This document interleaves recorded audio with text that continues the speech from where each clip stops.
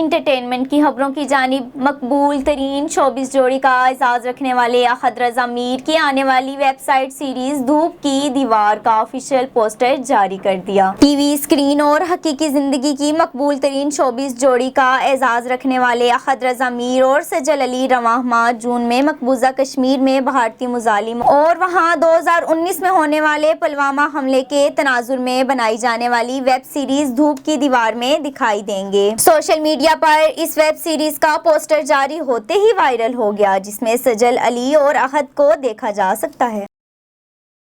Super model रहने वाली अदाकारा ईमान अली की खूबसूरती को तो सभी सराहते हैं, लेकिन ईमान ने हैरत अंगेज इंकशाफ किया, मुझे अपना आप बिल्कुल पसंद नहीं है। लोग कहते हैं कि मैं खुश शक्ल हूँ, लेकिन जब भी अपने आप को आईने में देखती हूँ मुझे लगता है कि वो झूठ बोल रहे हैं। मुझे अपनी तस्वीरें लेना अच्छा नहीं लगता क्योंकि मुझे अपना चेहरा पसंद नहीं। ईमान ने कहा कि सेल्फी लेने लगूं तो हर जाविये से अपना चेहरा किसी मखनस जैसा लगता है। यही वजह है कि मेरे पास सोशल मीडिया पर अपलोड करने के लिए कोई भी तस्वीर नहीं होती।